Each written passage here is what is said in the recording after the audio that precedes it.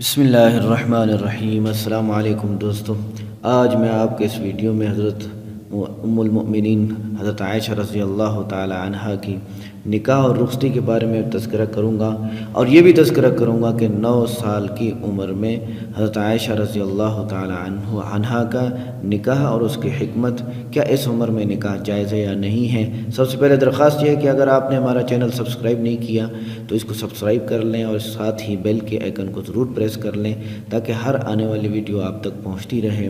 چنانچہ حضرت خدیجہ الکبریٰ رضی اللہ تعالی عنہا کی وفات ہو گئی تو حضرت خولہ بنت حکیم رضی اللہ تعالی عنہا نے سید عالم صلی اللہ علیہ وسلم سے عرض کیا، یا رسول اللہ، کیا آپ نکاح نہیں کر لیتے؟ آپ نے ارشاد فرمایا، کس سے؟ عرض کیا، آپ چاہیں تو کنواری سے کر لیں، آپ چاہیں تو بیوہ سے کر لیں۔ حضرت صلی اللہ علیہ وسلم نے سوال فرمایا، کنواری کون ہے؟ انہوں نے جواب دیا کہ مخلوق میں جو آپ کو سب سے زیادہ محبوب ہے ان کی بیٹی یعنی عائشہ بنت ابی بکر رضی اللہ تعالیٰ عنہ۔ آپ نے دوبارہ سوال فرمایا، بیوہ کون ہے؟ جواب دیا، سودا بنت زمعہ، جو آپ پر ایمان لا چکی ہیں اور آپ کا اتباع کرتی ہیں۔ یہ سن کر حضرت صلی اللہ علیہ وسلم فرمایا، بہتر ہے جاؤ، دونوں جگہ میرا پیغام لے جاؤ۔ چنانچہ خولہ رضی اللہ تعالیٰ عنہ پہلے حضرت ابوبکر صدیق رضی اللہ عنہ کے گھر پہنچے۔ اس وقت حضرت ابوبکر صدیق رضی اللہ تعالیٰ عنہ تشریف نہ رکھتے تھے۔ ان کی بیوی سے کہا کہ ام الرومان، کچھ خبر بھی ہے اللہ نے کس خیر و برکت سے تو نوازنے کا ارادہ فرمایا ہے؟ انہوں نے سوال کیا کہ کیا؟ جواب دیا، مجھے رسول اللہ صلی اللہ علیہ وسلم نے عائشہ سے نکاح کرنے کا پیغام دے کر بھیجا ہے۔ حضرت ام الرومان رضی اللہ تعالیٰ عنہ نے جواب دیا، ذرا ابوبکر تو گھر میں نہیں ہیں، ان کے آنے کا انتظار کرو۔ چنانچہ تھوڑی دیر میں وہ تشریف لے آئے۔ ان سے بھی حضرت خولہ رضی اللہ تعالیٰ عنہ نے یہی کہا، اے ابوبکر، کچھ ہے، خبر بھی ہے کہ اللہ تعالیٰ نے تم کو کس خیر و برکت سے نوازنے کا ارادہ فرمایا ہے؟ بولے، وہ کیا؟ جواب دیا، مجھے رسول اللہ صلی اللہ علیہ وسلم نے اس مقصد کے لیے بھیجا ہے کہ عائشہ سے نکاح کرنے کے بارے میں آپ کا پیغام پہنچا دوں۔ یہ سن کر حضرت ابوبکر صدیق رضی اللہ عنہ نے فرمایا کہ وہ تو حضرت صلی اللہ علیہ وسلم کی بھتیجی ہیں، کیونکہ میں آپ کا بھائی ہوں، کیا اس سے آپ کا نکاح ہو سکتا ہے؟ کیونکہ عرب اور مشرکین کسی کو منہ بولا بیٹا اور بھائی بنا لیتے تو اس کو میراث میں بھی شامل کرتے اور اس کے رشتہ داروں سے شادی بھی نہ کرتے جو حرام ہوتے تھے۔ اس سوال کا جواب لینے کے لیے حضرت خولہ رضی اللہ تعالیٰ عنہ بارگاہ رسالت میں واپس پہنچی اور حضرت ابوبکر صدیق رضی اللہ تعالیٰ عنہ کا اشکال سامنے رکھا۔ اس کے جواب میں حضرت صلی اللہ علیہ وسلم نے فرمایا کہ ابوبکر سے کہو، کہہ دو کہ تم اور میں دونوں دینی بھائی ہیں، تمہاری لڑکی سے میرا نکاح ہو سکتا ہے۔ رشتہ کے حقیقی یا باپ شریک یا ماں شریک بھائی کی لڑکی سے نکاح درست نہیں ہے، دینی بھائی کی لڑکی سے نکاح جائز ہے۔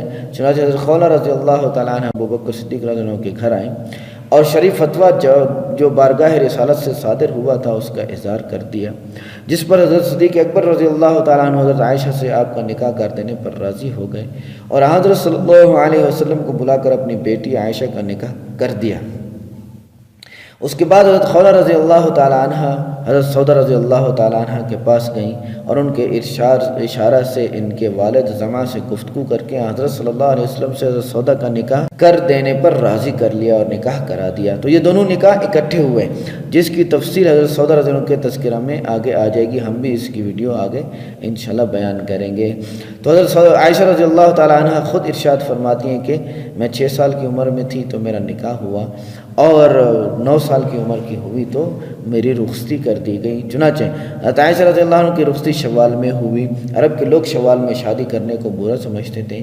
حضرت عائشہ رضی اللہ تعالیٰ نے اس جہالت کی تردید کرتے ہوئے ارشاد فرمایا کہ رسول اللہ صلی اللہ علیہ وسلم نے مجھ سے شوال میں نکاح کیا اور شوال میں ہی میری رخصتی ہوئی، یعنی 3 سال بعد مکہ میں نکاح ہوا اور مدینہ میں رخصتی ہوئی۔ تو اب بتاؤ، مجھ سے زیادہ کون سی بیوی آپ کی چہیتی تھی جو آپ نے مجھ سے نکاح بھی شوال میں کیا اور رخصتی بھی شوال میں کی؟ تو اب اس کے خلاف چلنے کا کسی مسلمان کو کیا حق ہے؟ اسی جہالت کو توڑنے کے لیے حضرت عائشہ رضی اللہ تعالی عنہ چاہا کرتی تھی کہ شوال کے مہینہ میں عورتوں کا نکاح کیا جائے۔ بخاری شریف میں کہ سید عالم صلی اللہ علیہ وسلم نے حضرت عائشہ رضی اللہ تعالی عنہ سے فرمایا کہ مجھ کو خواب میں 2 مرتبہ دکھائی گئی تھی، میں نے دیکھا کہ ایک شخص تم کو ریشم کے بہترین کپڑے میں اٹھائے ہوئے، میں نے کھول کر دیکھا تو تم نکلی، میں نے دل میں کہا کہ اگر اللہ کی طرف سے دکھایا گیا ہے تو اللہ ضرور اس کی تعبیر پوری فرما دیں گے۔ دوسری بات سے معلوم ہوتا ہے کہ فرشتہ بصورت انسان ریشم کے کپڑے میں ان کو لے آیا تھا۔ رخصتی کی پوری کیفیت اسی طرح ہے کہ حضرت صدیق اکبر رضی اللہ تعالیٰ عنہ کی نے بارگاہ رسالت میں عرض کیا، یا رسول اللہ آپ اپنی بیوی کو گھر کیوں نہیں بلا لیتے؟ آپ نے فرمایا اس وقت میرے پاس مہر ادا کرنے کے لیے رقم نہیں ہے۔ حضرت صدیق اکبر رضی اللہ تعالیٰ نے عرض کیا کہ میں بطور قرض پیش کر دیتا ہوں۔ چنانچہ آپ نے ان کی پیشکش قبول فرمائی اور بیوی کے باپ ہی سے قرض لے کر مہر ادا کیا۔ مسلم شریف میں حضرت عائشہ رضی اللہ تعالیٰ سے مروی ہے کہ سید عالم صلی اللہ علیہ وسلم کی بیویوں کا مہر عموماً 12.5 اوقیہ یعنی 500 درہم تھا۔ آج کل مہر میں ہزاروں روپے مقرر کیے جاتے ہیں اور مہر کی کمی کا باعث ننگ و عار سمجھتے ہیں، حالانکہ حضرت صدیق اکبر رضی اللہ تعالیٰ عنہ سے بڑھ کر کرامت میں کوئی بھی معزز نہیں ہے۔ ان کی بیٹی کا مہر 500 درہم تھا جس سے ان کی عزت کو کچھ بھی بٹا نہ لگا، اور دینے والے سید عالم صلی اللہ علیہ وسلم سے تھے۔ آپ نے مہر نہ ہونے کی وجہ سے کم مقرر کرنے کا ذرا بھی عار نہ سمجھا۔ حضرت عائشہ رضی اللہ تعالیٰ عنہ کے واقعہ رخصتی سے ادائیگی مہر کی اہمیت بھی معلوم ہو گئی، کیونکہ مہر کے ادا کرنے کو حضرت صلی اللہ علیہ وسلم نے اس قدر ضروری سمجھا کہ مہر کی ادائیگی کا انتظام نہ ہونے کی وجہ سے رخصت لینے میں تعمل فرمایا۔ امت کے لیے ان باتوں میں نصیحت ہے کہ مہر ضرور ادا کیا کرو۔ حضرت عائشہ رضی اللہ تعالیٰ عنہ واقعہ رخصت کو اس طرح ذکر کر فرماتی تھیں کہ میں اپنی سہیلیوں کے ساتھ جھولا جھول رہی تھی کہ میری والدہ نے آ کر مجھے آواز دی۔ مجھے خبر بھی نہ تھی کہ کیوں بلا رہی ہیں۔ میں ان کے پاس پہنچی تو میرا ہاتھ پکڑ کر چلی اور مجھے گھر کے دروازہ کے اندر کھڑی کر دی۔ اس وقت ان کے اچانک بلانے سے میرا سانس پھول گیا تھا۔ ذرا دیر بعد سانس ٹھکانے سے آیا، گھر کے اندر دروازہ کے پاس والدہ صاحبہ نے پانی لے کر میرا سر منہ دھویا، اس کے بعد مجھے گھر میں داخل کیا۔ وہاں انصار کی عورتیں بیٹھی ہوئی تھیں۔ انہوں نے دیکھتے ہی کہا، علی الخیر والبرکہ وعلی خیر طائر، تمہارا آنا خیر برکت پر ہے اور نیک فال ہے۔ میری والدہ نے مجھے ان عورتوں کے سپرد کر دیا اور انہوں نے میرا بناؤ سنگار کر دیا۔ اس کے بعد وہ عورتیں علیحدہ ہو گئیں اور اچانک رسول خدا صلی اللہ علیہ وسلم کے میرے پاس تشریف لے آئے۔ یہ چاشت کا وقت تھا۔ اس وقت حضرت صلی اللہ علیہ وسلم نے اپنی نئی بیوی سے ملاقات فرمائی۔ بخاری شریف۔ غور کیجئے، سادگی سے شادی ہوئی، نہ دلہا گھوڑے پر چڑھ کر آیا، نہ آتش بازی چھوڑی گئی اور نہ کسی طرح کی دھوم دھام ہوئی، نہ تکلف ہوا، نہ آرائش مکان ہوا، نہ کسی وہ شادی حال میں ترتیب بنائی گئی۔ دلہن کے گھر ہی میں دلہا دلہن مل گئے۔ آج اگر ایسی شادی کر دی جائے تو دنیا بہت سارے اعتراضات کرتی ہے۔ خدا بچائے جہالت سے اور اپنے رسول صلی اللہ علیہ وسلم کا پورا اتباع کرنے کی توفیق عطا فرمائے۔ یہاں پر تو یہ سیرت اور تاریخ کی باتیں ہیں۔ اللہ تعالیٰ نے اپنے نبی کی سیرت و تاریخ صحیح احادیث کی صورت میں بچا کے رکھی ہیں۔ یہاں پر بہت سارے اعتراضات کیے جاتے ہیں۔ یہود و نصارہ کی طرف سے اعتراض ہے۔ اب تو یہود و نصارہ کے کارندے یہاں پر بھی موجود ہیں پاکستان میں، اور غامدی صاحب خاص کر وہ اعتراض کرتے ہیں کہ یہ نہیں، یہ 16 ہے، یہ 6 سنہ نہیں ہے، کہ 6 سال کی عمر میں نکاح نہیں ہوا، کہ 16 سال کی عمر میں نکاح ہوا ہے۔ ان کے پاس اس کی کوئی دلیل نہیں ہے، اور وہ تو تاریخ اور حدیث میں شکوک و شبہات بھی ڈالتے ہیں، حالانکہ روایات صحیح ہیں۔ اور وہ کہتے ہیں علم و عقل میں سمجھ نہیں آتے۔ بھائی علم و عقل میں تمہارے یہ سمجھ نہیں آتے، وہ سمجھ آتے ہیں کہ اخبارات میں جو ہے وہ 8 سال کی بچی حاملہ ہو گئی، 7 سال کی بچی حاملہ ہو گئی، 9 سال کی بچی نے جو ہے وہ 9 سال کی بچی نے بچہ دیا ہے، وہ سمجھ میں آتا ہے، اور یہ سمجھ میں نہیں آتے کیا ہو رہا ہے یہ۔ تو خواہ مخواہ اپنے آپ کو جہنم میں مت دھکیلیں۔ ایک بات تو یہ ہے۔ دوسری بات، میں خود عرب میں گیا، عرب کے 9 سال کا بچہ واقعی وہ 15-16 سال کا بچہ نظر آتا ہے۔ ہم نے مسجد نبوی میں وہ بچے دیکھے افطاری کراتے ہوئے، لڑکے، یہ نہ کہ لڑکیاں، لڑکے، تو واقعی ان کی شکل سے نظر آتا تھا کہ وہ بچہ عمر میں 7-8 سال کا ہے، اور نظر وہ کتنا آ رہا ہے، 14-15 سال کا آ رہا ہے۔ اور حضرت عائشہ رضی اللہ تعالیٰ عنہ خود ارشاد فرماتی ہیں کہ میری جب رخصتی ہوئی میں 9 سال کی تھی، اور خود ان کا بیان ہے کہ میں بالغ ہو چکی تھی۔ یہ روایات موجود ہیں، ہم اپنی طرف سے بات نہیں کرتے، خدا کو جواب دینا ہے، لہٰذا وہ بالغ ہو چکی تھے۔